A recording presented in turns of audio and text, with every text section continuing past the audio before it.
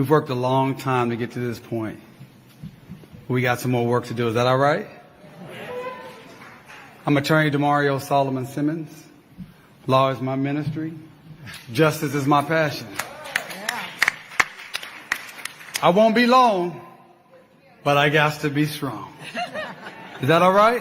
I won't be long, but I got to be strong.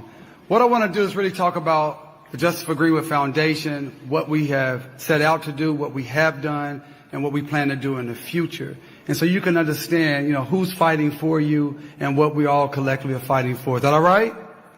All right, so just our mission. At the end of the day, we seek justice and reparations for the survivors and the descendants of those who suffered the massacre. It's real simple. That is our guiding star. We have 4 major points. Number 1, financial compensation for those who suffered the massacre. Number 2, we want accountability. Right, Sarah? We want accountability for all those who perpetrated the massacre. We want to make sure we document and publicize the stories and the narratives of descendants all around what we call, and I want you to start saying this word, Greenwood diaspora. Say that. Say it one more time. Greenwood diaspora. Greenwood diaspora. Because we were dispersed throughout the world, but we're one. And that's what we want you to understand when you leave here today. We are the Greenwood diaspora. We are Greenwood. And then number 4, we want to make sure we are able to tell the truth about what happened with the massacre. We don't really even understand exactly what happened with everyone in the massacre. We want to tell that truth, and we want to stand with our survivors and our community to make sure that resources continue to start flowing into our community. Is that all right? Let's talk about a few of the things we've accomplished to date, because we've been busy and we've had some great successes. First of all, we filed a historic public nuisance lawsuit that no one saw coming. Go on and give it up for that. I know. No one saw coming. I want you to know we worked on that case for over 18 months in silence. We pulled together a team of lawyers from around this country, and you're going to see some of them today. You're going to hear from a few. And we worked on that case, and we worked on that case, and we worked on that case. And we almost filed that case last Juneteenth when Trump was coming down. We said, no, we need to wait. And we finally got that case filed in September. And I'm going to tell you a little bit more about that case. We worked to get a congressional hearing that Representative Lawrence just talked about just last week, and Representative Sheila Jackson Lee, who I want to tell you, when we got to D.C., they tried to make us park a mile away from the Capitol. And Representative Sheila Jackson Lee was on the ground. It was hot. She was on the ground, and she said, no. These people are going to come right to the steps of the Capitol, and that's what we did. But we had a hearing. Yes. And more than a hearing, because of my frat brother, Representative Hank Johnson, we have a bill introduced on our behalf for Greenwood. Now, yes, give it up. We have a congressional bill that was introduced last week by Representative Hank Johnson, and many of the CBC members have already signed on. We've created this descendant network that's never been created before. All these descendants in here, most of them we've talked to, we've interviewed, and we actually created a descendant hotline. And I'm going to give you that number here in a second. Because again, we are the Greenwood diaspora. We are Greenwood, so we're bringing ourselves together to be a strong block. We were able, a little small, grassroots, North Tulsa organization was able to fundraise enough that we did something that no one had done before. We gave our survivors, each one of our survivors, $100,000.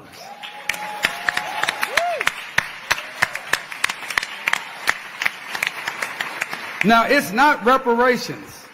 It's a gift of love. Because at the end of the day, Greenwood was a love story, and I'll tell you more about that later. But we've made sure that we've centered the survivors and descendants. We've made sure that this weekend is not about Disneyland and celebrations. It's about the survivors and reparations. Now, our team, I'm so proud of the team that we've assembled. A diverse team. We're all over the country. Lawyers, activists, academics, just regular folks. Some of these folks, if you're on the Justice for Greenwood team, please stand.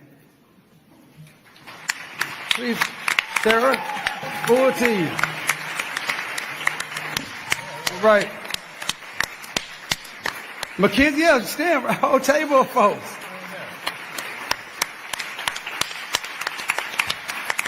These are the people that's been working on the behalf of Justice for Greenwood. And look at this legal team. And you're going to hear from some of our other lawyers here. We are committed to getting justice for Greenwood because of the tireless efforts of these people you saw on the previous slide and this slide. We have the passion, the compassion, and the resources to fight this fight as long as need be. I hope it's not another 100 years, Michael, but we're going to fight it. Is that all right, Uncle Red? That's right, that's right. So our initiatives moving forward, obviously the historic litigation, but it's not just one case. We have 4 cases going, and I'm going to tell you about those. Our descendant outreach, as I told you about, our hotline, you're going to hear more about that. We have a full program, so when people call, we can get your information and we can connect you with our group and with our network. We have an oral history project that started. Some of you were interviewed today. If you were interviewed today, raise your hand. Okay, how did that go? Did that go all right? All right. That's just the beginning of our oral history project where we're going to go across the nation, throughout the Greenwood diaspora, capturing these stories of our families. And we have a wonderful new website that will be launching in the next couple of weeks that will be the #1 resource, all things Greenwood. And we have the developer here who's also a descendant who will talk a little bit about that. Now let's talk about this historic litigation.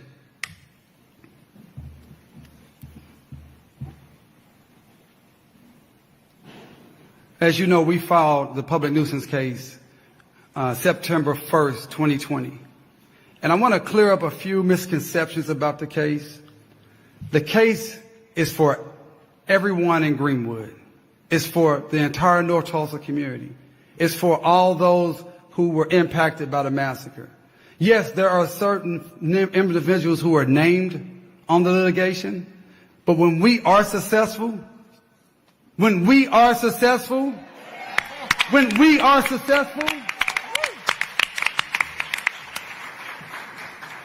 it's going to benefit descendants in our entire community. It's going to benefit survivors, descendants, and our entire community. We have 2 claims. One is the public nuisance claim, which simply says a nuisance was created in 1921 that has continued and gotten worse each and every year, Congresswoman Sheila Jackson Lee. And we want that nuisance to be abated.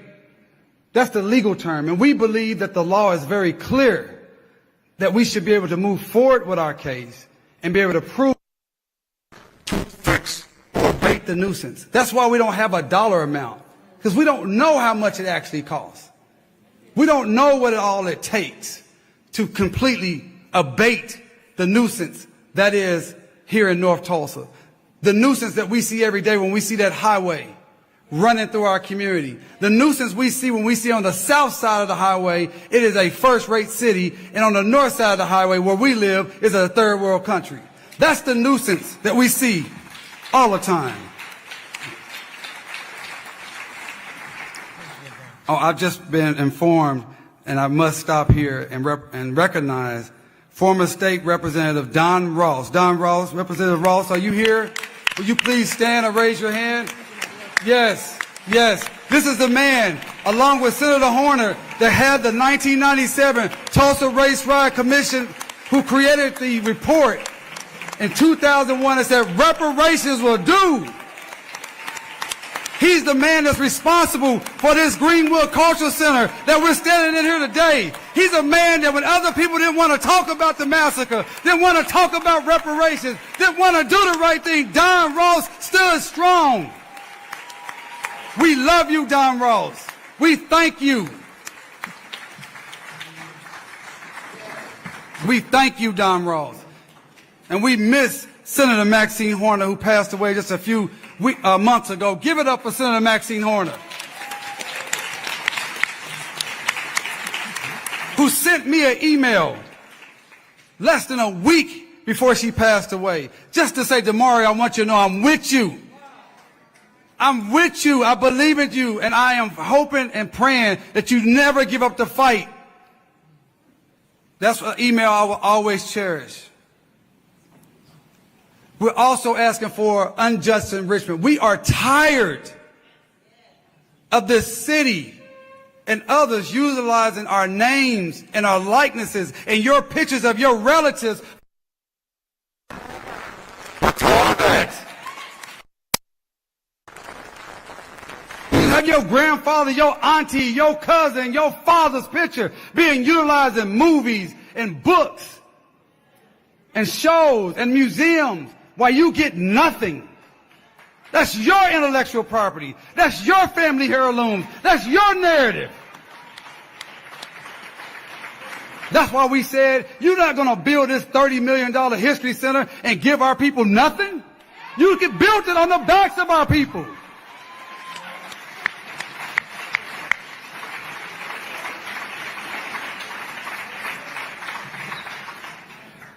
In the litigation, we have 7 defendants. Now, please know, we looked at a lot of other defendants. And my good friend, former Carver Middle School in Booker T. Washington, my classmate Stephen Terrell can tell you, we looked at a lot of different defendants. But we settled on 7 defendants, obviously first being the city of Tulsa. The second being the Tulsa Regional Chamber of Commerce.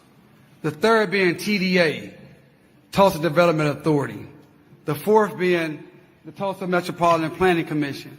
The fifth being the Tulsa County.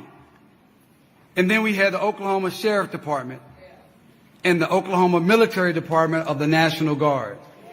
I was told today that during a ceremony at Standpipe Hill where those brave black men made their last stand, that the Oklahoma National Guard made an apology that actually stated for the first time in 100 years that we did not do our job. We did not protect the people of Greenwood. That only happened because of what we have done, because of all of you. Real quickly, what we're asking for a lot because we need a lot to abate the nuisance. You probably can't see us pretty small, but I'm going to tell you first and foremost, we're asking for a victims' compensation fund. We're asking for a victims' compensation fund for all those who were victimized not just by the massacre, but the 100 years of continued harm. Absolutely, Representative Lee. We're asking for a scholarship fund for descendants, specifically for descendants. Not for anybody, but for the descendants.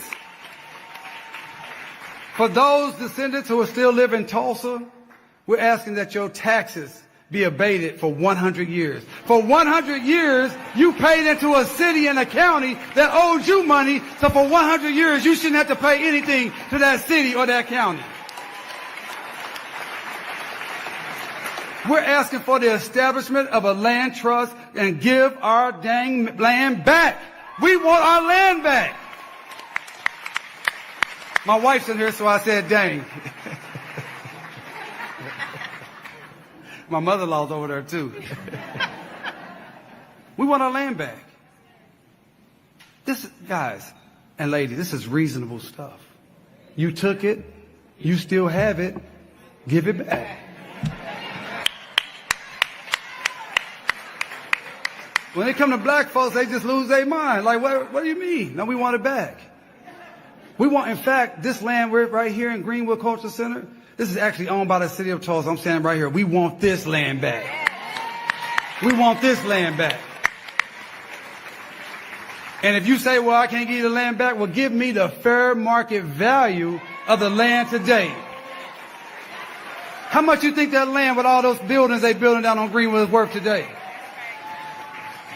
Don't talk to us about Greenwood rising when we don't own any of the land. Don't talk to us about Tulsa trying when we don't own any of the land. Don't talk to us about everything is all good when we don't own any of the land that made Greenwood, Greenwood. It was land ownership that made Greenwood. It was freedom, mind state, and wealth. And wealth comes from land. And we want it back because it's ours, it is ours, it is ours.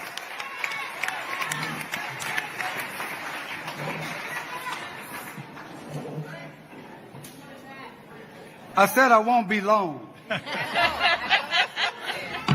But I gotta be strong.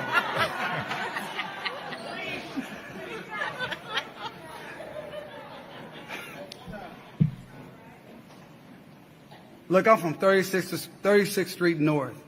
I go back to Gibbs, Chamberlain Park, Lincoln Park, Hawthorne Park. All my life, we've never had a hospital in North Tulsa. All my life, we've had to go. People die on their way to EMSA because there's no hospital in our community. But guess what? Before the massacre, we had a hospital. So we want a hospital. We want the Dr. A.C. Jackson Memorial Hospital built in our community so we can have first-rate health care right in our own community. That's a part of the abatement.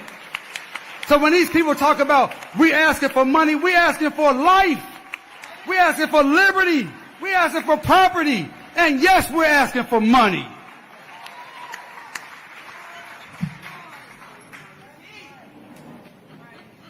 I'm going to move on.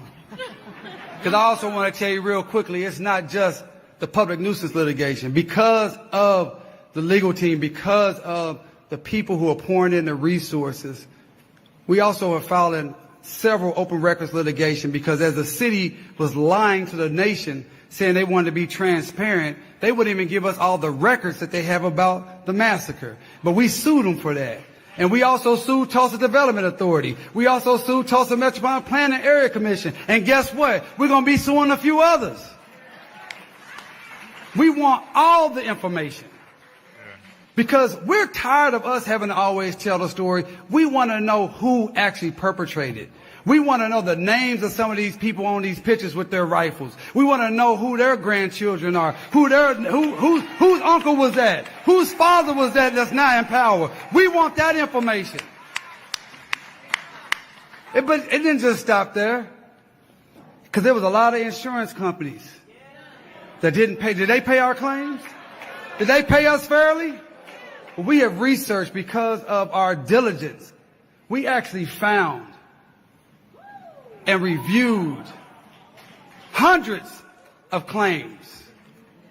We know what was lost. We know where the people lived, and it's granular. And if we have this outside on the counter. Some of you probably have this in your hand.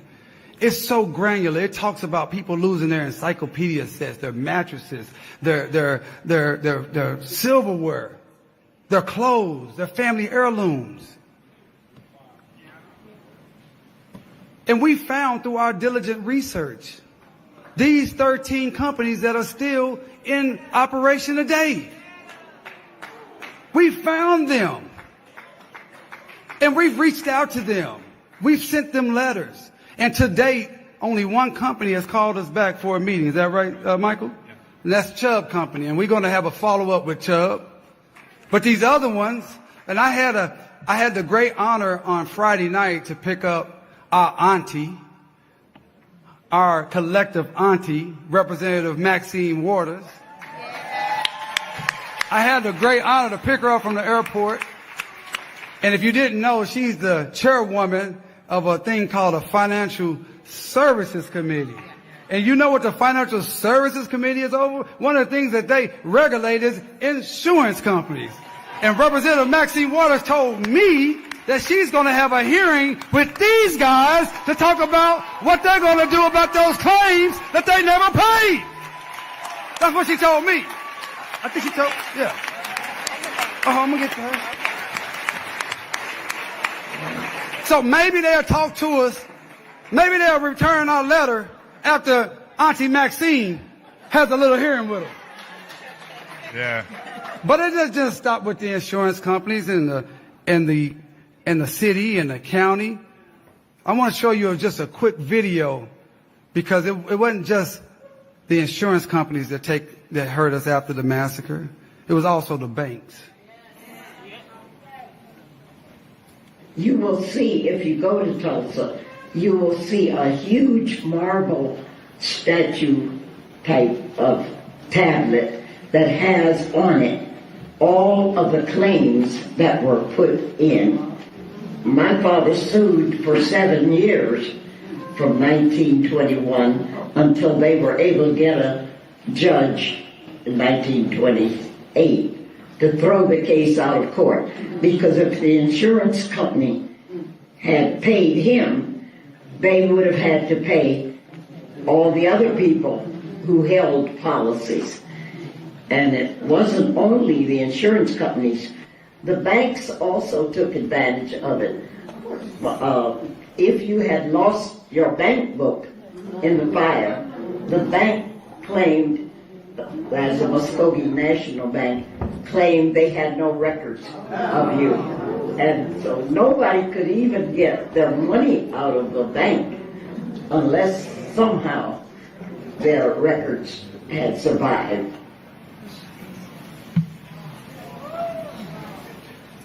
And guess what? We've done the research on those 27 banks that was here in Tulsa at the time, and we found about 17 of those banks are still in operation through Chase Bank and Bank of Oklahoma. And guess what? Who regulates the banks is this woman named Congresswoman Maxine Waters. And she told me that she's going to have a conversation with these banks who kept and stole our money. So I told you I wouldn't be long, but I got to be strong. I wouldn't be long, but I got to be strong. Justice for Greenwood. Justice for Greenwood. Justice for Greenwood.